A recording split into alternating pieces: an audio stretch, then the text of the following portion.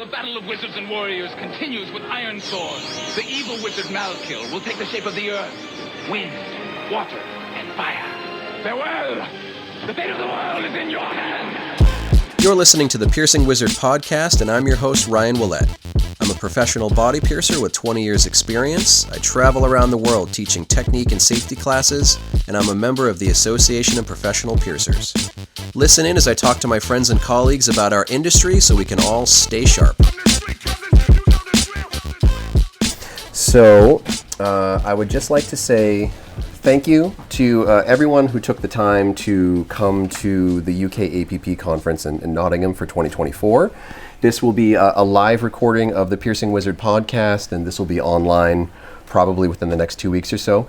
Feel free to have a seat anywhere you like. If you can't hear us clearly, come a little bit closer because we're not going to be using the speaker system. But welcome to the Piercing Wizard podcast live. I have some guests, so why don't you introduce yourself first? Hi, my name is Lola Slider. I'm the co-host of the Piercing Wizard podcast, and I own and pierce at Forest Piercing in Glasgow, Scotland. This is my 5th or 6th year, I think, attending UKAPP. First year it's been in Nottingham. I think that we're all having, I hope, a pretty good weekend, or have had a pretty good weekend. And over to you. Thank you. My name is Helen. Actually, before, how do you properly pronounce your last name? Do you know what? This is only going to be a problem until May next year. Okay. No one can spell or pronounce my surname. It is Houghton. Houghton does exist. I got it right. But there is a place called West Houghton in North Manchester. Guess how that's spelled? Oh, okay. Sorry about that. That's all right. So my name is Helen Houghton. Pronounce it how you like. I shan't be offended. I run Holier in Manchester, England, and have been doing it for my sins for as long as I can recall. 16 years, I think, at this point. Pretty awesome. And you, good sir? Oh, my name is Jason D'Souza. I'm from Mumbai, India. I've been piercing for almost 20 years now. And this is my second UKAPP conference, and it's amazing to be here amongst all of y'all. Thank you for having me. Well, I really appreciate you, both taking the time, especially if we're at the end of the conference. Is anyone else as exhausted as we all are? It's a fantastic experience, but I'm sure everyone will be happy to go home to their own beds, their pets, their families, their kids, all those different things. So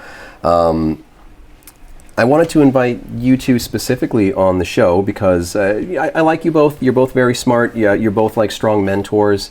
And I reached out and I kind of thought like, well, what are you most interested in talking in? I got some information from you both.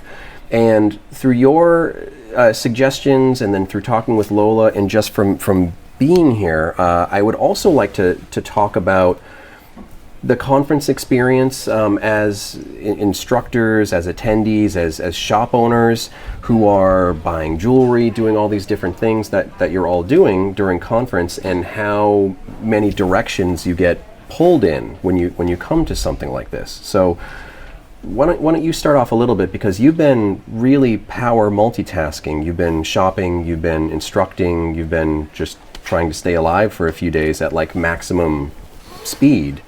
So what is a conference like this? What is a conference like this like for you? So I'm a little bit of a hothead at times. What? Yes. So for those that aren't aware, that just means that I get very, very cross at like the drop of a hat, like an angry, She's like Scottish. like a vole, but like quite a small creature, like an angry vole or ferret or something. And when we got here, we didn't have a very fun train journey, which I don't need to go into.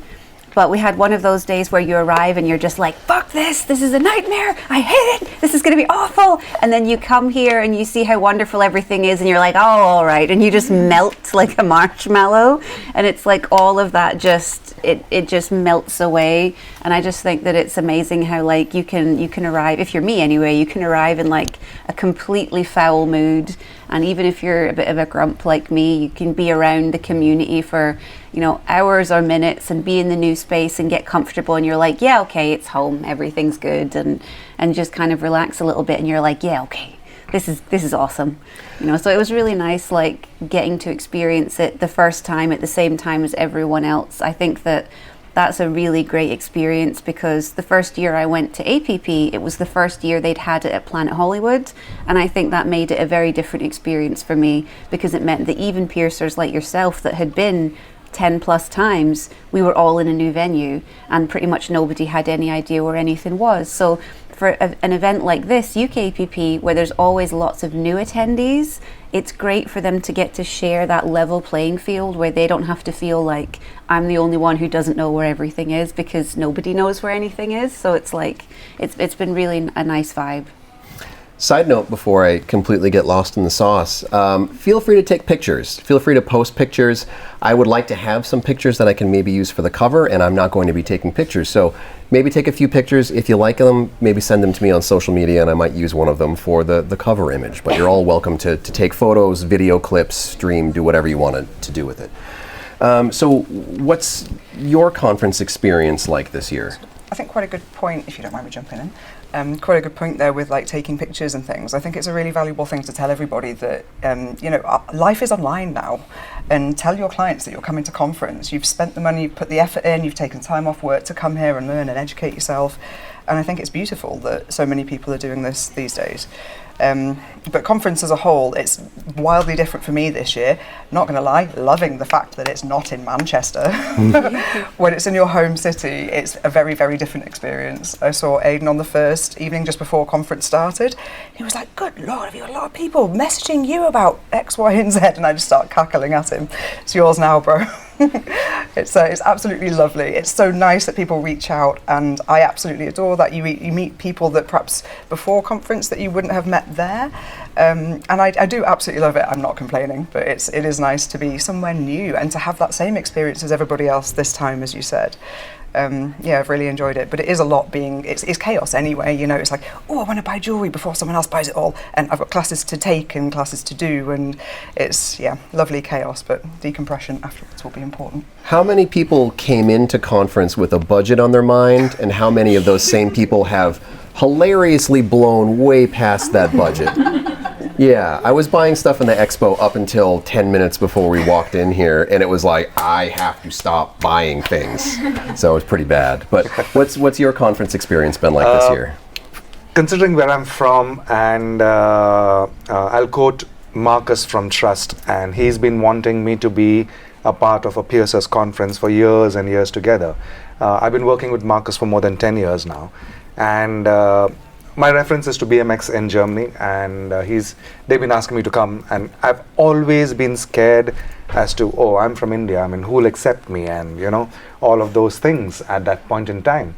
And for the longest time, I never attended the SN conference. 2022 was the first time that I attended. I met all of you all there, and it's been a fabulous journey ever since. From my first conference in the last 2 years, and the community in itself has been so welcoming, so accepting, and it's just been a fabulous journey, actually.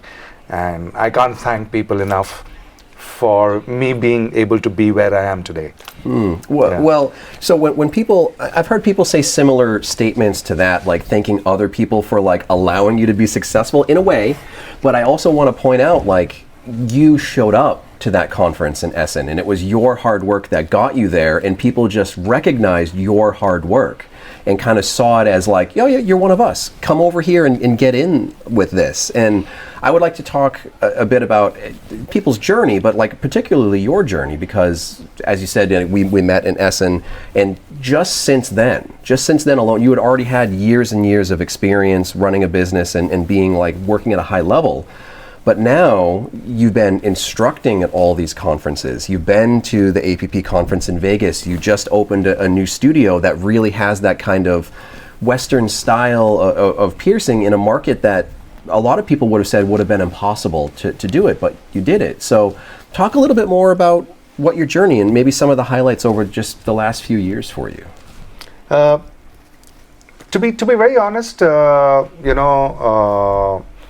when I started off in Essen, I've had a few people, you included, that were pushing me towards doing much more than what I've been doing as far as the educational circuit is concerned and the international circuit is concerned.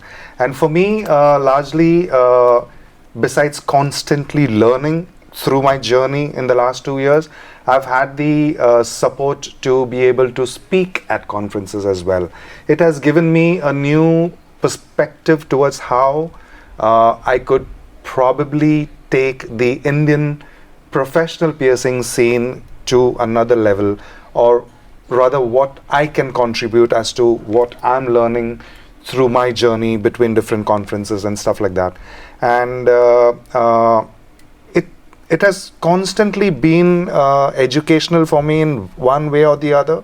And like I said earlier, I mean, I've only had help from everybody. And yes, we did open up the first ever professional piercing studio in India. I mean, we are the most populated country, but we do not have a professional piercing studio. We did end up in opening the first one, and it's a complete new journey for me, considering new types of jewelry, you know, approved by APP, and having a different price point, which is 4 times more than what I was doing for the last 18 years. And it's a different ball game, because I'm losing customers left, right, and center who are my regulars, because now I'm charging 4 times more because the jewelry's changed, the landing cost has changed, and all of that. But all in all, I think the journey has helped me one, become a better piercer, and also be able to help fellow piercers from whatever I'm learning from different conferences, different classes that I attend. Yeah. And yeah, it's just been fabulous. And did I see that you're an APP member studio? I just, 2 weeks ago. That's incredible. Thank you. Yeah. Thank you so much. First in India, first in your country, so that's massively impressive. Thank you. Thank you so much. Yeah. If I could just jump in for a second, Please. we were saying thank you to us to everybody here for sort of welcoming you. I'm not sure you quite recognise how much you give to us, a whole extra culture. The amount that your classes give back, I think, far exceed what you take. So just putting that out there. Did anyone get the opportunity to see Jason's class? I got to see it in Poland at the Polish conference last year, and it's fascinating. It's like a whole other world of body piercing that I had no knowledge or experience of, and it was amazing to see all the variations of jewelry and all these things that have been around for so long that I didn't know, like, the beauty that's out there. And now it makes me so interested in, like, well, where are these other little corners, pockets of the world where they have their own piercing culture, Yeah. but we haven't been exposed to it yet. So it's fascinating for me. Thank you. Yeah. So when I was talking to you, you had some ideas, but you wanted to maybe kind of pivot a little bit and focus more on some of the piercings that are giving you the most joy, and maybe the most joy to some of those clients too. So Sure. what do you want to talk about? So it's a really difficult thing to say when somebody asks you what piercing do you most enjoy, or what piercings do you do the most of. If that happens to be intimate piercing, some people will look at you weird. So I love doing intimate piercings for nothing nefarious. It's just the way that people will leave the room just that little bit taller. They've done something uniquely for them, and they will only share it with themselves or their partners or very, very special people to them. And it can just mean so much. There's a million multifaceted reasons for wanting to pierce intimate areas, and I would include nipples with genitals in this area.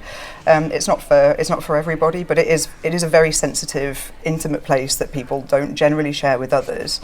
I think the trust that is given to you as a piercer in that moment is huge, and the responsibility of doing the best job you possibly can with that. I absolutely love it. So when I first met you, Lola, spoiler alert, we're in a romantic partnership. But I knew you for a handful of years prior to that as just a high-level professional operating in Scotland. And the more I've gotten to know you personally and professionally, and I can see the level of work that you do for intimate piercing, like Americans, believe it or not, have an abundance of confidence.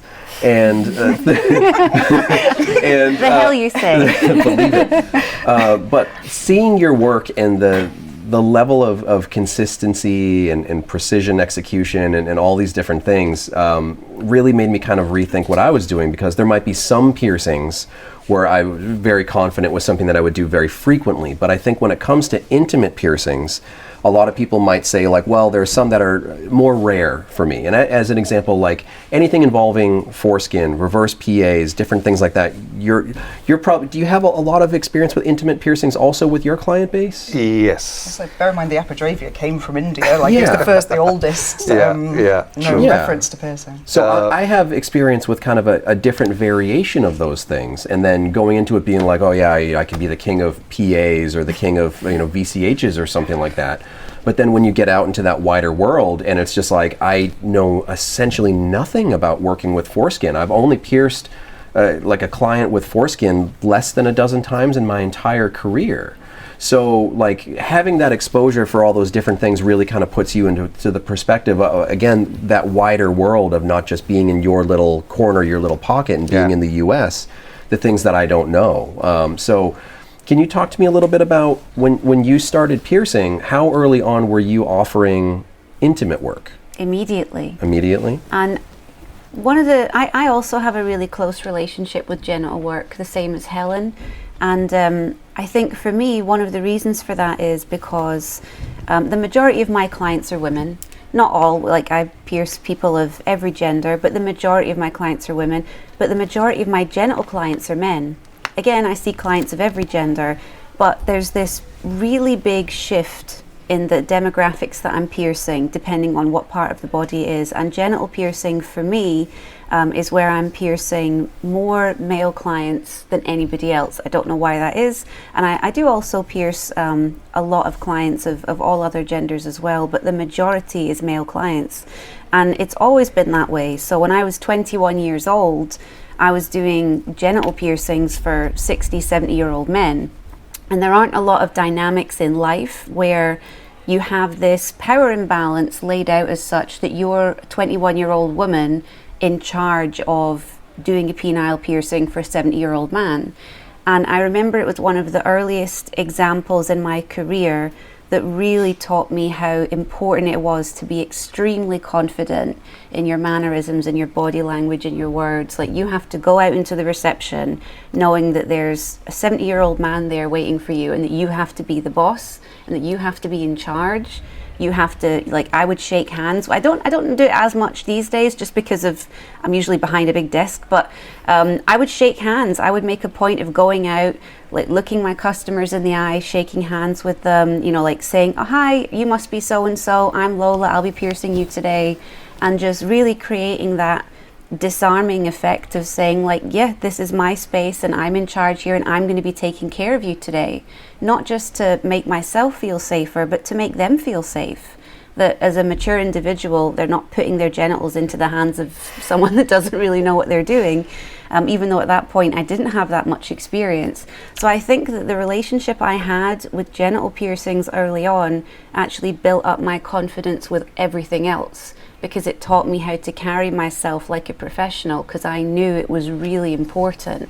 So I think having that experience with genital piercing, it made me more confident doing nostril piercings and earlobe piercings and working with all different demographics, because I could manifest that same energy. So I think for me it was quite formative, and I think that the way that different people are impacted by genital piercing, it does vary, but it is always impactful in a way. Like it's hard to find a piercer that just is affected by it in no way. And for me, I think the biggest impact was the confidence that it gave me, and the way that it enabled me to make my clients feel confident in me as well.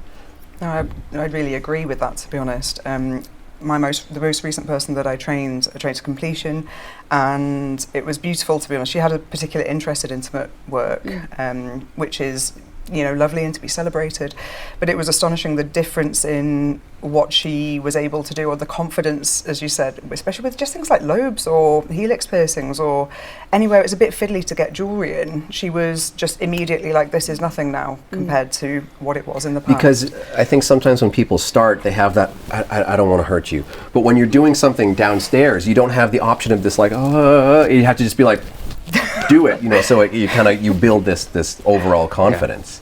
What was it like for you? Did you kind of start offering intimate piercings right at the beginning of your piercing career too? No, probably about 10 or 12 years now, but the spike came in during the lockdown for me. So 2021, so India is a ridiculously stupid patriarchal society. So somewhere in the lockdown, vulva owners were like, fuck this shit, I'm going to go and do what I want to do. The spike that came through for me in 2021, like I had people flying down from different cities and states of the country, because I was the only one who was offering a lot of genital piercings. And unlike Lola, 90% of my clientele were women, vulva owners actually. Still, not many men come down to me for genital piercings. Plus, I do a lot of foreskin piercings as well. Multiple and locks and bondage and stuff like that. Neat. But so that's where it grew, and even though I've kind of trained myself in Germany and I've been doing a lot of different things, I had a sudden inquisitive requests. Can we do these things? Can we add this here? And can we mix and match these things? So the kind of confidence level that grew suddenly, for me, it was like, hats off, you guys are doing absolutely fabulous, you go girl kind of a thing. And it's just been a fabulous feeling that, that women are going out there and getting what they want and not giving a damn about what people think. And I'm speaking completely from a patriarchal perspective. I don't know how much it is bad over here, but back home it's ridiculous, So I feel honored to be a part of that journey of theirs. That to have that kind of trust put into you. Yes. That I'm a small part of it, but I am a part of it. So it's just a thankful and a honorable feeling, I would say. Yeah, you can really feel a connection with people, and you get the sense. People can come out, nostrils and earlobes and all that stuff, and be like, yes, it's beautiful, yes, jewelry, but sometimes you don't feel that connection to a person. Yeah. But I think when it comes to intimate piercings, nipple, genital, whatever, like you feel a connection because you can kind of feel the emotion coming off of them, and it can mean a lot more than just a piece of jewelry to people. I will completely second that, because in comparison to conversations that I've had with other customers or clients when doing regular piercings, it's just matter of fact conversations. But whenever I've been with a customer for intimate piercings, whether they are nipples or genitals, the flow of conversation is completely different. They speak more about life. They speak about themselves, the change, themselves, and stuff like that. And you kind of feel like a psychiatrist, being there, listening to them, and hearing them out. So it's a very thankful feeling. Yeah. It's the experience on top of simply having a piercing at the end. Yes. And what's quite interesting that I wanted to mention actually, for intimate work, we do have a lot of male clients, but still by far the vast majority are women who come to us. We pierce people of all genders for intimates, but it is interesting that your demographic is like, I wonder if it's, you've got to ask the question, I wonder if it's because of how it's portrayed online. It's very obviously going to be a female piercer with this. I took your course once years and years ago, and you have a really good system for ensuring your own safety with that. It's a shame that it kind of needs to be in place, because for us we've just got different clients, and it's not really something we think of so much. So Helen's referencing, I do a free online course about predicting and preventing predatory behaviour in genital piercing specifically, to help prevent attracting harmful incidents happening in the studio, verbal assault, physical assault, stalking, that kind of stuff. And which unfortunately came about because I, like a lot of other people offering this service, had a few unfortunate incidents and came close to that point of being like, if I can't do this for everyone, I don't want to do this for anyone. I don't want to have a system where I can't service everyone, you know, every aspect of the community. So I put vetting systems in place to funnel clients towards me who I feel safe with and can create. I think if you don't feel safe at work, you can't make your clients safe either.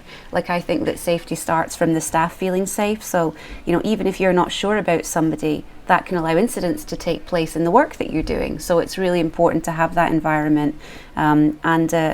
I think that for me, I don't know why it is that it's been a long time since I've had any negative interaction. So the work that I'm doing with my male clients at this point, I would say is overwhelmingly positive and Super fine. professional. Everything's going good with it. I don't know why I get a lot of male clients. I think that they do talk to each other sometimes. And I think it's also because while outwardly I would like to say I'm quite feminine. I think I would like to say I'm quite feminine. I'm actually very stern at work. I'm like very, very stern, and I think that I do have some clients that appreciate that it is very, like, when they come in, it's quite straight laced and, like, I don't know if stern's maybe the wrong word, but Stoic. like Stern is accurate, believe me. Okay, stern. Where it's like, All right, Ryan. you know, Okay. like, I think they don't worry about feeling judged. They don't worry about getting undressed in front of me. They know I'm not looking at anything in an unusual way. I think that it just creates a professional atmosphere that they can feel comfortable with. And I don't know, as I say, I get clients of all different genders, so it's not like it's only male clients, but they are the majority, but only in genital piercing, not in any other work that I do. So it's definitely noticeable, and I don't think it's a bad thing. I think it's a great thing. I love that I can create that environment for them, because there are people coming in that, like, I've done like intimate piercings for men who have never had anything else pierced before. They've never been in a piercing studio before. You know, they've never had a tattoo done or done anything really with their body creatively. So I really like being able to create an environment where they feel safe to do that, because I know that It's a big thing. it's weird to say out loud, but I think that men carry a lot of shame sometimes about wanting to be creative with their bodies, and it's hidden. It's not talked about very much because it is more hidden away. And it's one of those examples of how, like, misogyny and patriarchy is harmful to men. Like, they're harmed by it, they're held back by it just as much as every other gender is. So I like being able to create an environment where a man can come in and talk to me and we can have a conversation. They can be treated with a dignity that makes them feel comfortable getting undressed and having this service done, and having the frank conversation about masturbation and sex and not having it be weird. Like, I like being able to do that, and I think part of it is because I'm quite stern. Quite stern and quite System stoic works. with people. So yeah, I think that like the way that I interact with clients and the way that you interact with clients, I think it shapes massively the type of clients that we get, and That's right. they're each getting something from us that we provide that goes beyond just making a whole. You know, like we do provide a safety for them in our own unique ways, which I think is really cool. It is that experience on top of the end product as well, and it is so much more than just a piercing, for lack of a better way of putting it. I think it's lovely that people do feel safe to do that, and they've got these places to go now, and it's lovely that we educate one another and try and raise, you know, industry standards as a whole. Lost to the ether. Let me say something nice about Helen. You know, there's a lot of talk in the industry now and in the last few years about community pulling together, being a leader, being a role model, and I think it's great that we're always pushing for that. But I think when you look closely, you see people that were doing that 10 years ago, and Helen's one of those people. Like, Awesome. Helen's one of those people that's been doing community outreach, that's been working with the UK piercing community, that's been working with the local community in terms of, like, piercing enthusiasts in the community in Manchester and up and down the UK. Like, Helen's been doing that for well over a decade, before it was, you know, air quotes, like, cool or whatever, before they were, like, pushing for it online and talking about it and things. And I think that she should be credited for that, because she doesn't have the loudest voice when it comes to, like, bigging herself up sometimes. So I'm going to be the loudmouth about it, because I think that she does deserve the credit for that, because I think people that do good things when nobody's looking are the best. Thanks. You're wonderful. I wanted to kind of actually bring up something, because you said the phrase, if I can't do it for everyone, then I don't want to do it for anyone. Here, I stole your water, sorry. And in whatever comfort zone that you'd like to talk about, I don't want people to forget how large of an impact that the FGM issue had on the UK piercing scene, the female genital mutilation issue, and how much activism the both of you did to clarify that body piercing is not mutilation, it's beautification, and how much work you both had to do as activists to get it to a point where we're at today. Your work as the medical liaison for the UKAPP board, your work as the president of the UKAPP, you're, again, not someone who likes to talk yourself up, but I saw a lot of that from a distance and up close, before and during our personal relationship. I've always held you, Helen, in a very high regard, but seeing the level of work that you did that went beyond just a requirement, oh yeah, sure, I have to follow up with an email. Like you put in a lot of work to make sure that it was seen as what it is, that it was beauty and not mutilation. So what would you want to say about that within your own comfort zones? I'm happy to jump in. So it was about 2016, wasn't it? And you were absolutely amazing doing the medical liaison side of things and the legalities from your jurisdiction. And what we found with this, I'm not sure if you offered everything during that period, but it was all of a sudden, for those that don't know, they included the word pierced in the rewriting of the FGM laws in the UK in 2016. And of course, I was absolutely 100% behind firming up the legality surrounding this very unpleasant practice, but at the same time it then added this additional barrier for people wanting consensual intimate piercings, and there's a million reasons for people wanting to do that, reclaiming your body after trauma, being able to have it just for you, as just like Jason's clients. It's something that they can do in a patriarchal society where no one else is going to see it. But it was a very, very uncomfortable time, because I'm sure as hell not going to be offering intimate piercings for people assigned male at birth if I can't offer them to women and trans women. So it was something that was quite very, very close to my heart. And it was interesting to learn that you were only going to get sort of prosecuted for it if anybody was mad at you for it, which seemed insane. And it was down to individual councils and insurances as to whether or not the council would prosecute you for doing something that was now a grey area. If it was considered in the public interest, then you could be prosecuted. Like if you're offending the public, we're going to come down on you. Like if you make too large of a footprint, you better watch out. And we're not quiet.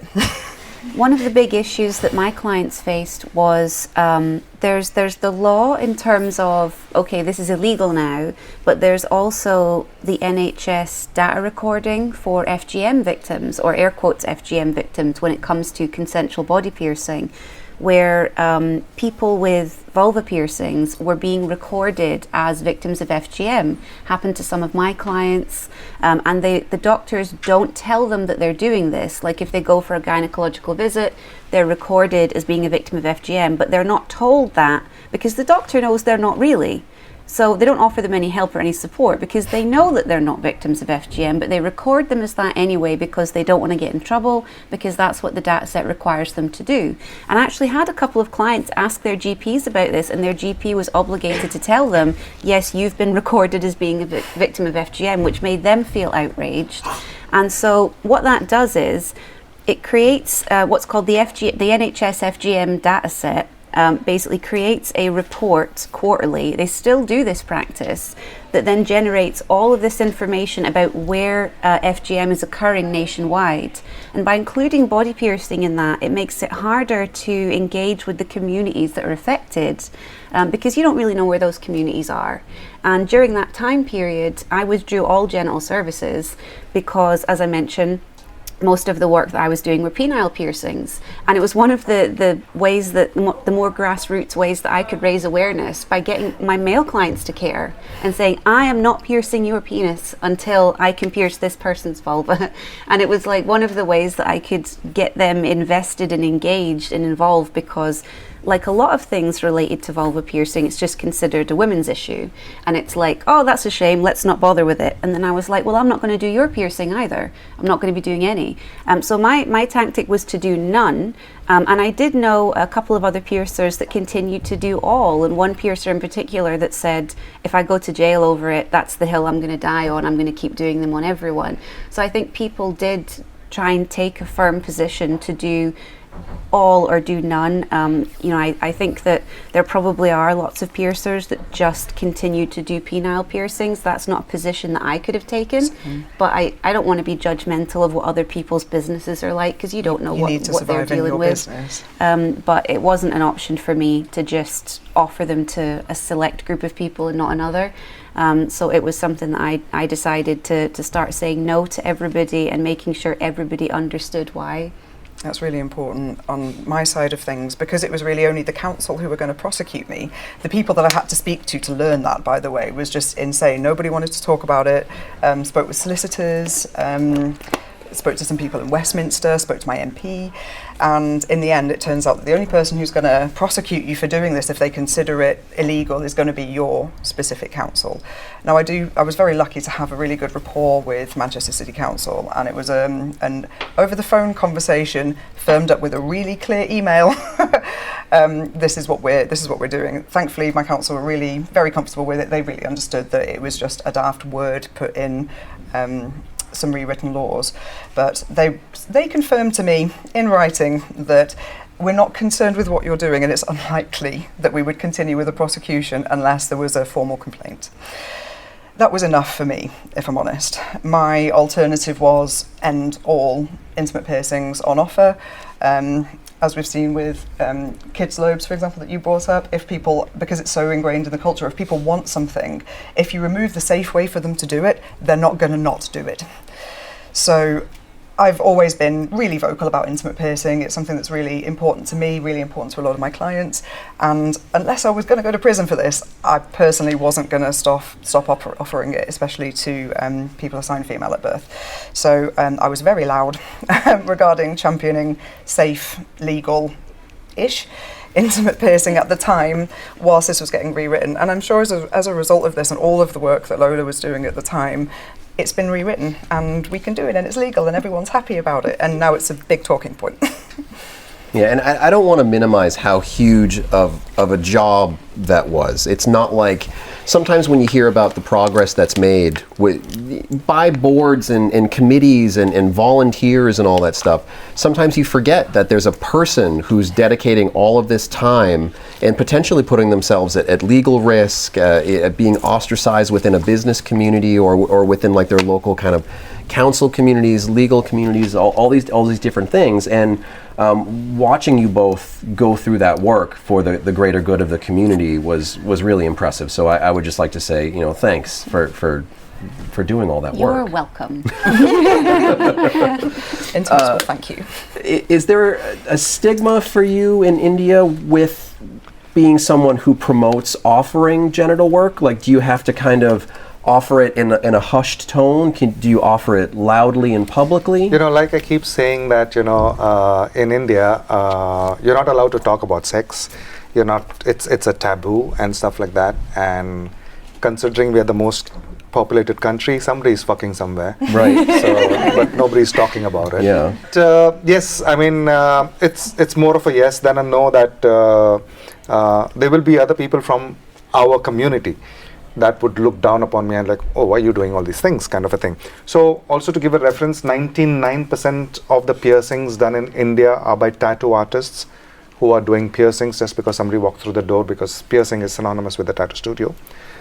So there's no art or there's no health and safety records and stuff like that and all. So yes, I mean, I do get questions sometimes, and there are times when I would have the man in that relationship come and ask me or speak to me and say that, why did you do this for my partner? And things of that sort also happen. But I'm quite a gangster, so that doesn't matter.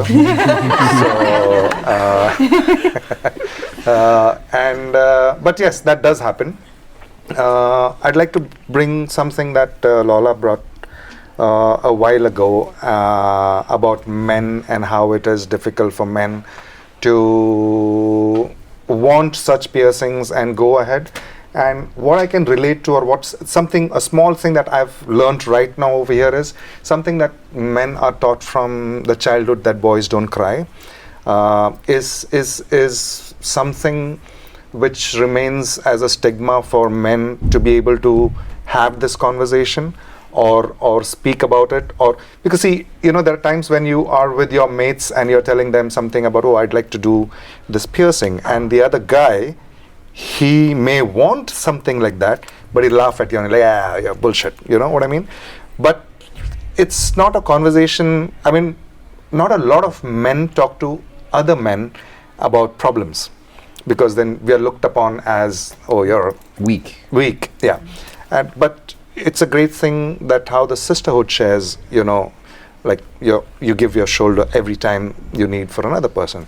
That's something that I just learned, and when I go back and think about it, that yes, I don't have a lot of male clientele, probably because that's one of the reasons, because I'm a male providing that service also.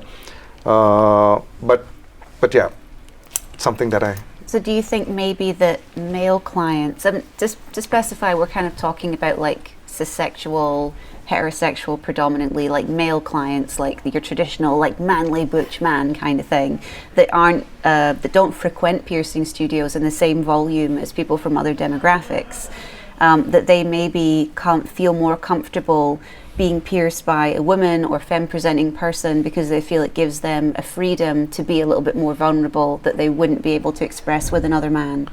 To be very honest, I do not have an answer for it right now, but since the last 8 months, I have a new, an experienced piercer who's joined me, and she's a female piercer, and I've been training her to learn intimate piercings as well.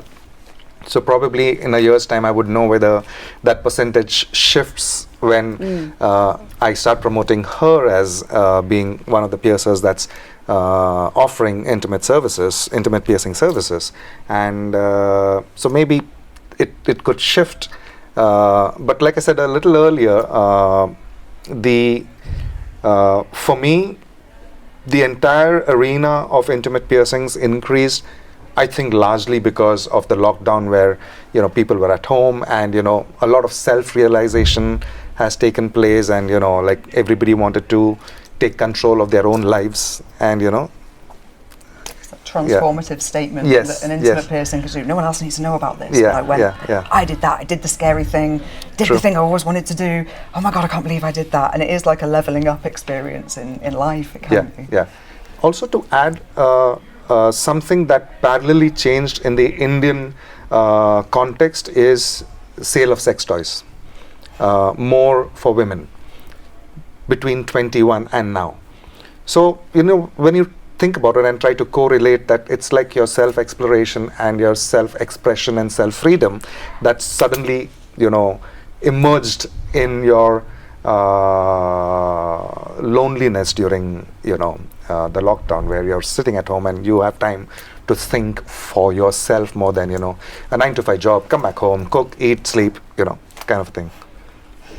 So with intimate work, we all have to pay our bills. And some people might pay their bills with partially intimate piercings, but we also live in this world where we have retail piercing, where it's like sometimes we're just churning stuff out. People that just want to come in and they just want to have an adornment, and it's not a personal connection to them. And there's nothing wrong with that. We're all very experienced with that type of client. How do you take something that might be a business model more geared towards that retail piercing service that pays the bills, and find time and find space for the people that are getting piercings for personal, intimate reasons? How do you find that balance within your own studios? Everyone looking around. I'm super lucky. I'll put that out there. I'm not the only piercer in my studio, and my colleague and I were talking about this earlier today. Whatever we're doing, anything that we're struggling with something, or something didn't go quite perfectly, I'll just go and ask my colleague how they would have done that. And suddenly I've got this, I take it for granted so often, so they're great, but I get to sort of bounce off everybody else, get their ideas all of the time. And that applies to everything, be it piercings or jewellery, what's coming in, or so when it comes to intimate things, if I want a bit more time to really spend an hour with a client, whereas I suppose I wouldn't have given myself that much time to perform a piercing if it was a helix, for example. I'm so lucky that I can just do that. I've got another piercer in another room that can do the day-to-day things, as you put it, sort of in that time period. But I'm really interested to learn how everybody else handles it. For me, I mean, I've not been as busy as most studios that I've visited across Europe and the US and UK. So I've not had that challenge that, okay, I need to put aside the other piercings because I'm spending more time, because it's like a 45 minutes to an hour appointment, and the others would be like a 20 to 30 minute appointment.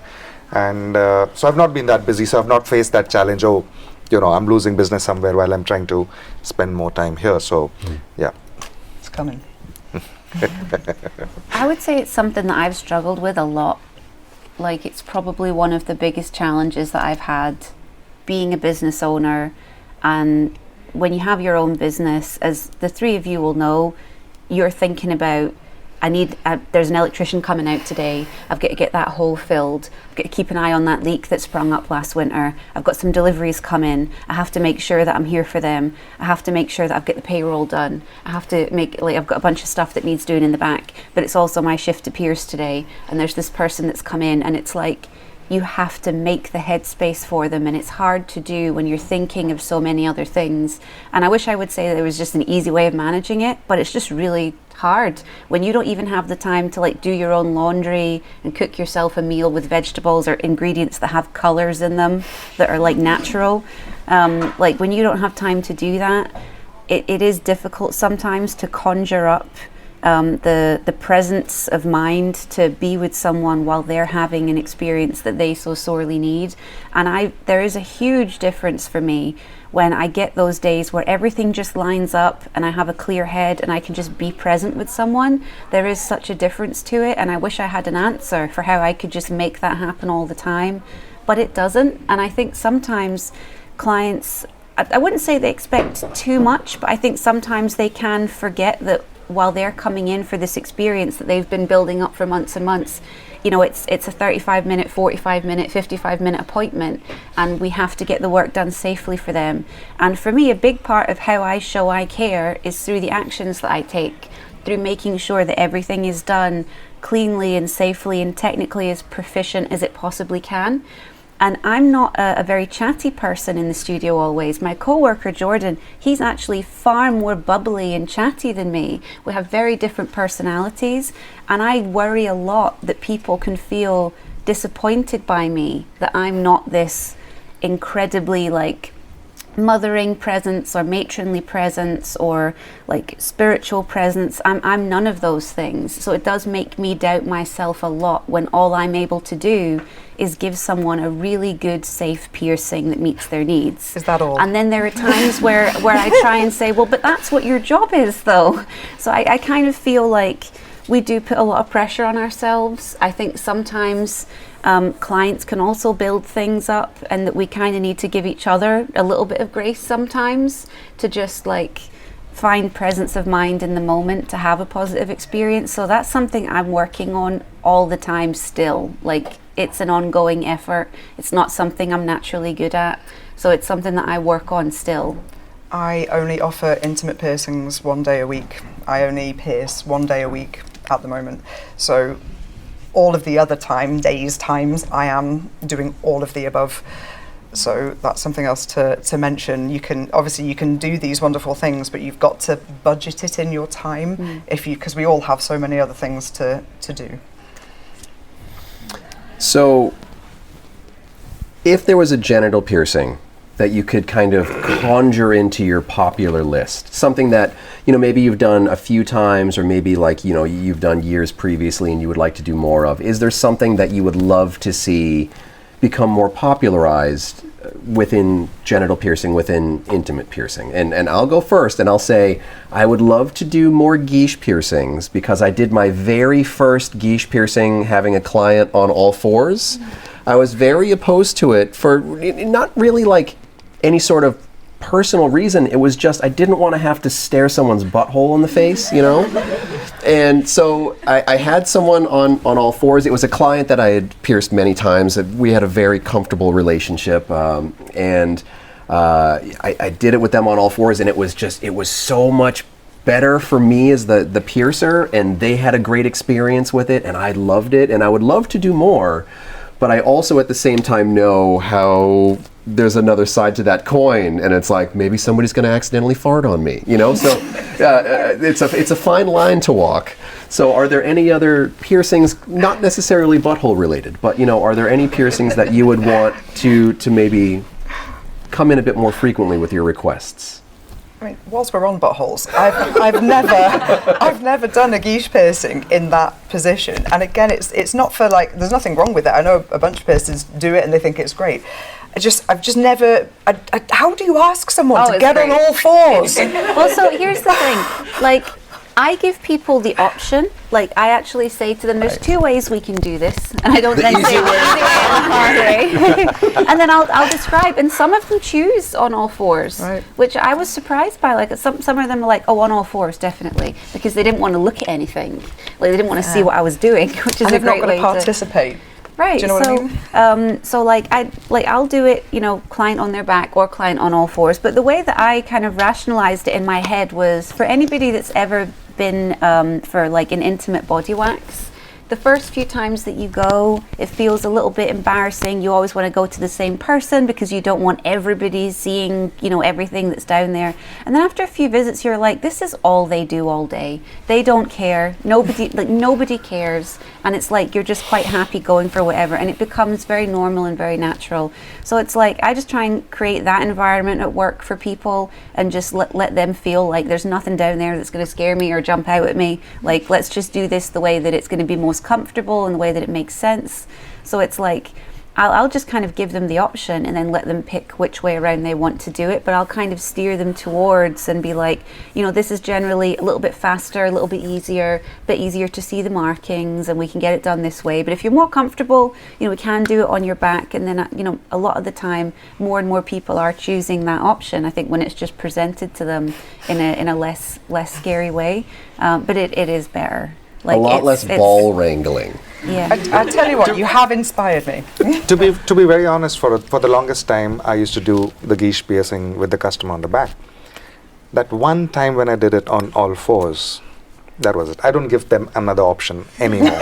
It's like, this is how we need to do it. Because from an anatomy perspective, Makes more sense. Yeah. the drop is so perfect that Yeah. you don't need to worry about where you're marking, if you use tools where you're clamping and stuff like that. It's just perfect. It's there. Okay, I can get 5 more in there in the next 1 year, you know, stuff like that. And it's just perfect, like, you know. Yeah, just swing some bag. Yeah. And if you're working on a client that has been for an intimate wax, that's often how they'll have them. Yeah. So for clients like that are having waxing done in that area, that's how they'll often have them because of the draping. So that it's like, I'm calling it draping, hanging, whatever you want to call it. I don't know why I'm doing this. I suppose it does the stretch for So like that's how they'll do it. So if you get a client that has also had an intimate wax done in that area, then for them it's not even going to be weird because it's like that's what they do for waxing. True. Okay, so aside from the guiche, is Kind there of went down a anything? hole there, didn't we? Is there anything? For me personally, Similar. I would like to do more PAs. Yeah. And also considering the new tool that I've devised, which makes my life easy. Yes, it'll be with Ian very soon. It is with Ian now. He will sell it. Probably Stiletto also will have it very soon. But yes, I'd like to do the most amount of genital piercings I have done is the VCH, and a few outer labias and stuff like that. And strangely, after the lockdown, I might have done about 50 labia corsets. Really? Yeah. Wow. For fun sakes, like, Yeah. people have just come, yes, I've seen that, you had put up a post and da-da-da, I want to do that. And, ribbons and chains and stuff like that. So, but yes, like I said, probably 10% of my clientele are penis owners, and I don't get too many PAs and stuff like that to be done. Yeah, I think it's kind of the opposite for just about every other piercer. It's just like PAs are probably the very tippy top of my list for overall intimate piercings that I perform. What about you? What would you want to see? It would be my most popular, to be honest. The reason that people book in with me is usually for a triangle piercing, just because I offer them. Reddit's an interesting place, and there's a lot to be said for word of mouth on there. I love triangle piercings for the right clients. It's for those that don't know, it's a piercing that sits behind the clitoral shaft. It's incredibly anatomy specific. If I'm not 100% confident that I can not just pinch but clamp, because I prefer to use clamps for these, behind the clitoral shaft, then it is a no from me. Crystal clear. I love doing them. I think they can be really affirming. Amazing for the individuals and their partners, but it's not something that I'd necessarily want to see much more of. Behind the triangle will be the VCH in terms of how many that I do, and it's such a fantastic piercing. It's popular for a reason. It heals so quickly, it's super stimulating, it's really pretty, it's a great big look, it's right here. That usually sells it, if I'm honest, 9 times out of 10. See if we can get someone to manufacture an arrow. Yes. The story. Yeah, interesting. I wouldn't mind seeing more. So inner labia don't heal quite as quickly as the VCH, but they're super, for someone who's anatomically suited, they're really, really sensory, both for the owner and for partners. If you are someone who engages in penetrative sex, it does tend to heal quite quickly, especially by comparison to outers. And we just hardly ever see them. The difference in anatomy is quite astonishing as well. You tend to have sort of one inner labia much bigger than the other, and that's very, very normal. And I love, make a statement. It would be really nice to see people not, oh, I don't like that, or I'm considering, removing it or whatever. It's like, pierce that. Do that transformative statement. It will be how you choose to be. It is you. Adorn that. Personally, I would like to see more of those. Yeah. How about you? Big, massive, chunky outer labia rings are something that I would love to see. Yeah. I never get to do anything like that. I think that and I don't mean this in a negative way, but the majority of vulva piercings that we do with the intention of them being directly stimulating to help improve people's sexual contact with themselves or with a partner. There's absolutely nothing wrong with that, but I think that there is something socially that holds people back from wanting to have large jewelry on the vulva area, because I think because of things like porn, vulvas that are more petite are considered more valuable and cherished more in a visual way, and it's almost like people want to look away from them being bigger looking and chunkier looking and heavier looking, and I just think that it's really cool when someone's like, I want 2 big massive chunky outer labia rings. I'm just here for it. I'm like, do what you want with it. Get big massive rings, get it tattooed, just go crazy, do whatever you want with it. It doesn't just have to look small. It doesn't just have to look dainty. There's nothing wrong with small and dainty. All vulvas are beautiful, but I do think that a certain aesthetic is cherished because of bias in porn, basically. And it would be nice to see more people with vulvas just being I just think that it would look really fucking cool to have a big massive set of 6-gauge rings jangling from this that you can hear me when I'm walking down the street. I just think that would be cool. Yeah. I would just be that's gangster. That's how I would feel if somebody was coming and asking me for that. So if anybody wants to get any massive labia rings, I'm your gal. So to add to what Lola just said, something that I learned through my travels and piercing different clients for genitals, I came across a trans person who wanted, large gauge rings on the outer labia. And I was like, okay, I don't understand it, but yes, they had done their research, all of that. So everything fell in place, and we went ahead with the piercing. And what they told me later just, opened my eyes completely. And they said, for me, these are my balls.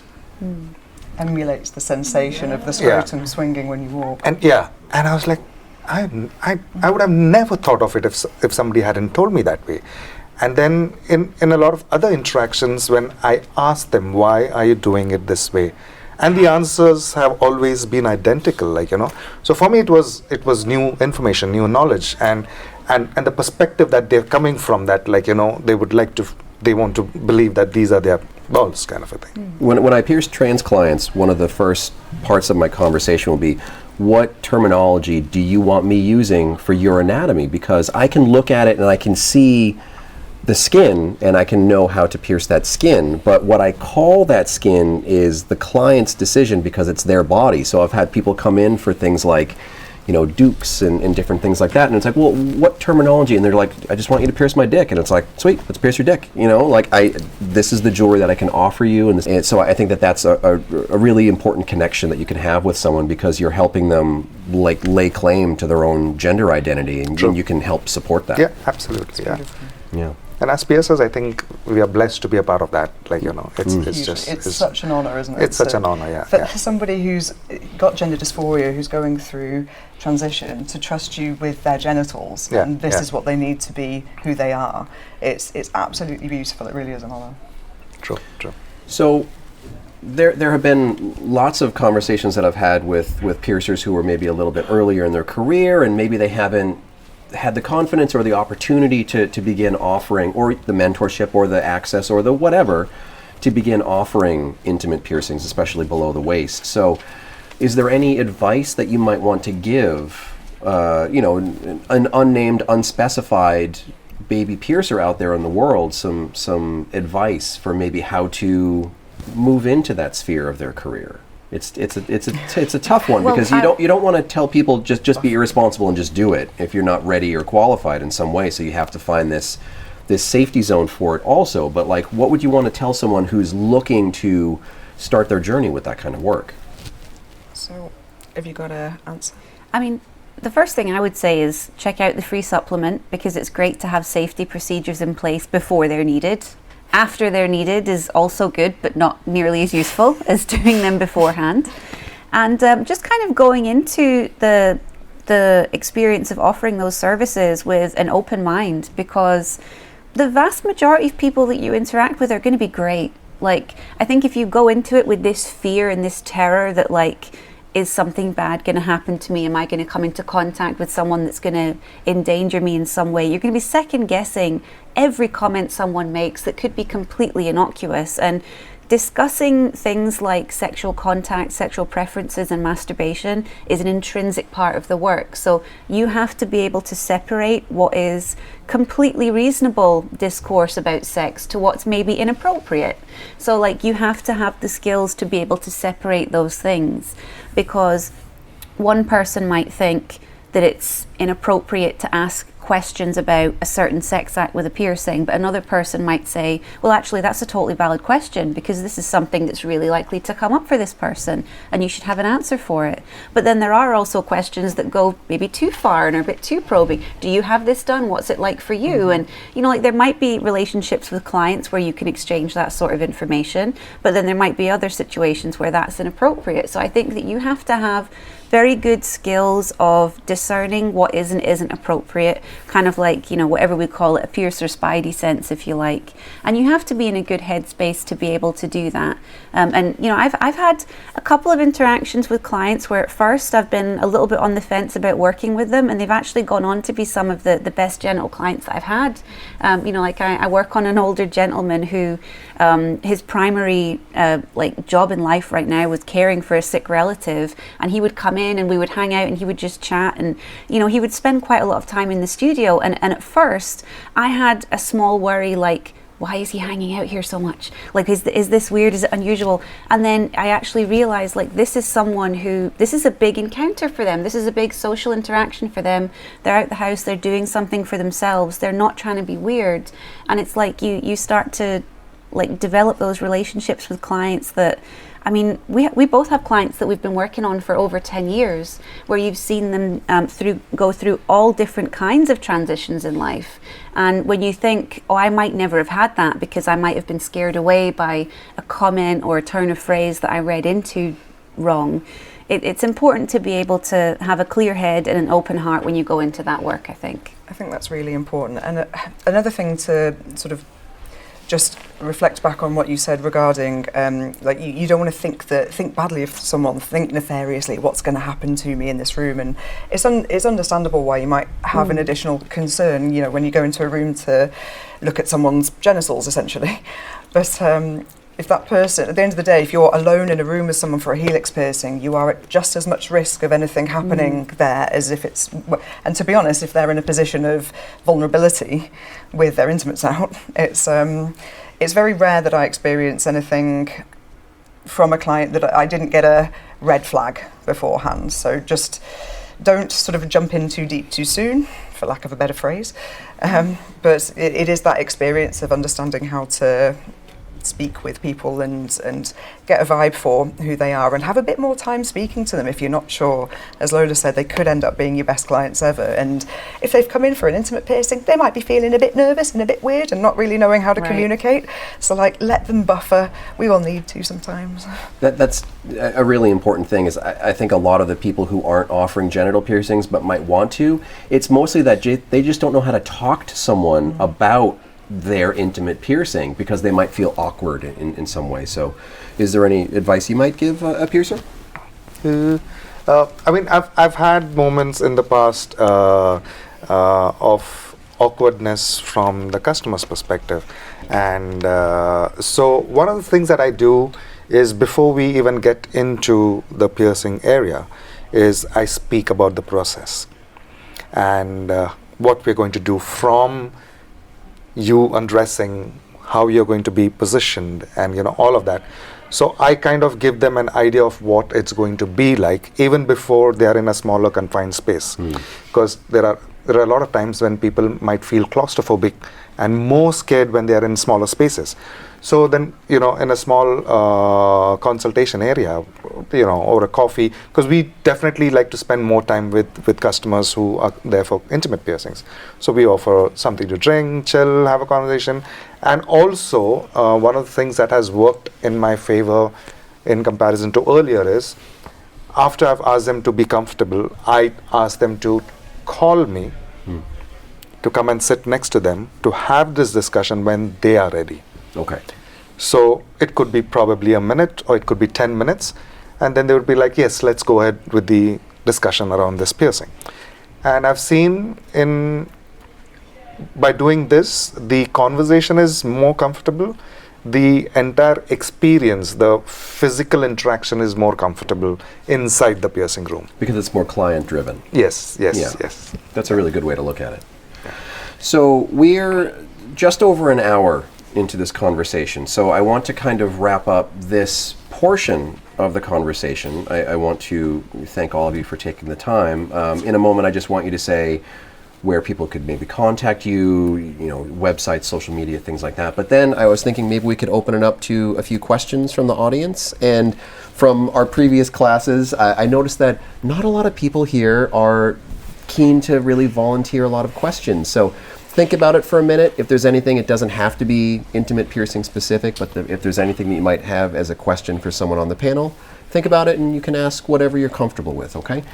But before that, where could people find you? How would they want to contact you?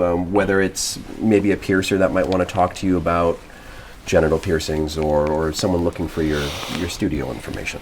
The best way to contact me, honestly, is via my work email, which is forestpiercinginquiries@gmail.com. That's on my website, forestglasgow.com. And the reason for that, honestly, is that if you send me a message on my phone, I'm probably not going to reply because I hate typing out long messages with my thumbs, and I like doing it on a desktop like an old person. And if you email my shop, that's where I'm going to be sitting. So the chances of you getting a detailed reply are going to be way higher if you email me than if you send me a phone thing. How could people contact you, Helen? Honestly, the best way is Instagram or via email. So I do have a wonderful human who helps me with the Instagram, and that's Holier Than Thou Manchester, all one word, bit of a mouthful.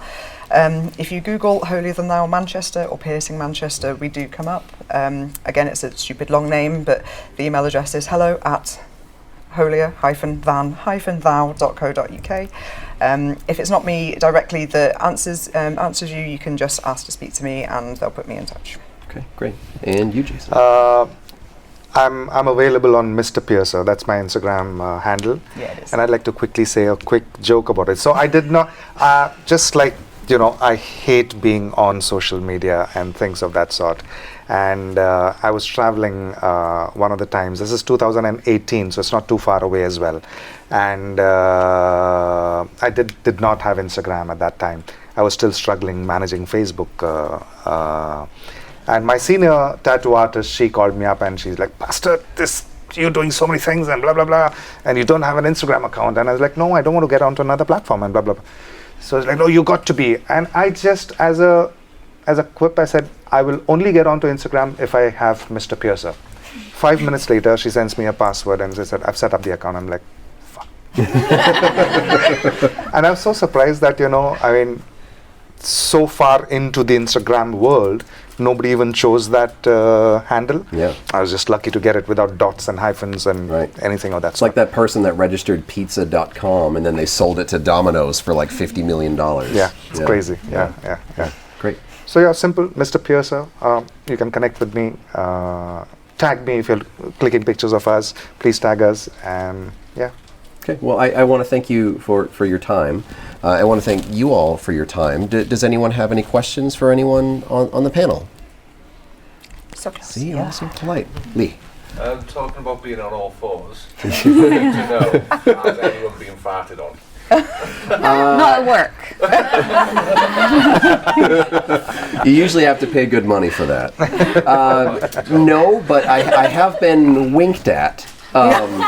So yeah, So a love puff, but not a full like. yeah. So the client that I did that on, I won't reference them by name, but maybe if they listen to this, hi.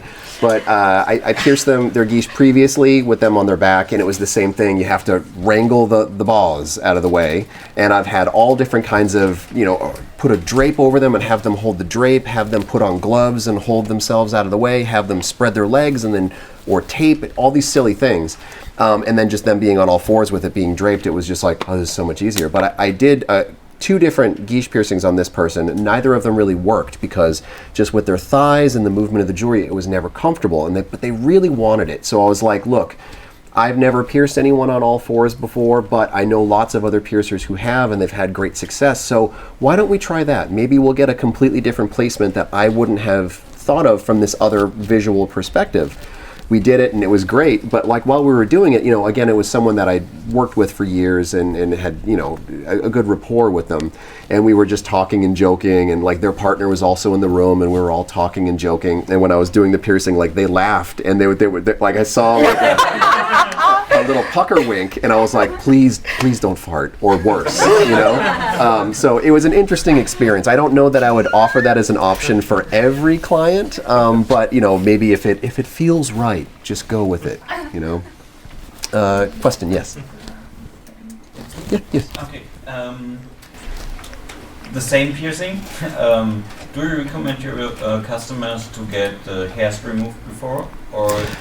That's a tough one because a lot of times when I'm offering genital piercings, I have never seen the person's downstairs area until they actually get into the piercing room. So it's not on my website anywhere. It's not any sort of like early preparation. I'm just going to trust that the person would know if they're hairy enough that they need that.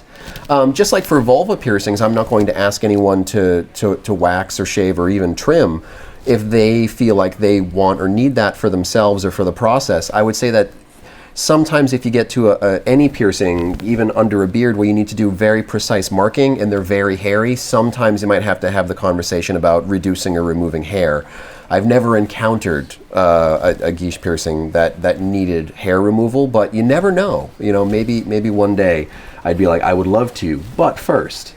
Have either of you or any of you had to ever ask someone to maybe do some hair reduction or removal and then come back for something? I think from an anatomy perspective, in my experience, the hair growth in that specific area is way lesser than the rest of the anatomy. So unless you get a bear on the table and, which is possible. Yeah, twice. Okay, so yeah, I mean, from my perspective with it, I had an incident when I was a baby piercer where I did a lip piercing and someone who was clean shaven, and I had the mother of all ingrowing hairs cause such absolute chaos with this guy that I did a massive deep dive into hair follicles and piercings, let's go. Now, wherever possible, I'd actually prefer clients to have, even if it's stubble or something, I'd like to be able to see the hair follicle, because when I'm marking, I want to make sure I'm blooming missing that.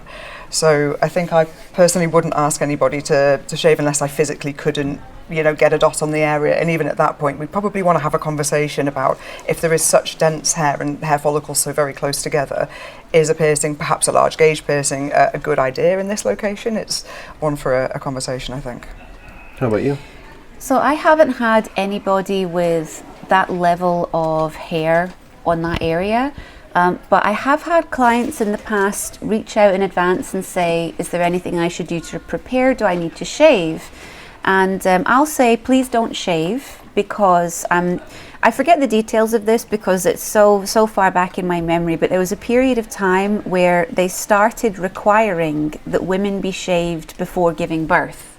I can't remember what period this was, but there was a period of time where they thought this will be better. We'll shave the woman before she gives birth, and the infection rate skyrocketed because it's opening up an area where the hair is protecting and actually keeping out in potential infection, and removing all of that protection. So I don't associate shaving the skin prior to piercing with an increase in hygiene, but I'll kind of put it to clients and say, if you have quite dense hair growth, trimming can be a good idea, because while I can work around your hair, it's going to be really hard for you to see any up close marking if you have quite thick, dense hair. And if you'd like to be part of the process of figuring out where the piercing is going to go, that would be a really good idea, and kind of putting it to them that way, just so they understand that this is just about getting a clear visual, not relating to a hygiene issue or anything like that. And all clients that are having intimate piercings done, I'll send them aftercare in advance that can be read and reviewed in advance so they know what to expect. And I'll ask clients to have a shower before coming in and having an intimate piercing done, not coming in after a long shift at work.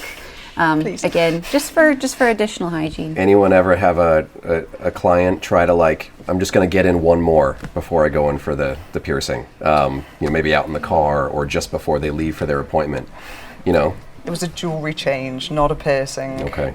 Actually, it wasn't a jewellery change. I was a little bit offended by it, to be honest. I'd actually asked, we've got wonderful clients, and I was doing a course, I can't remember what on, but I'd actually asked for healed examples of the work that was done in our studio.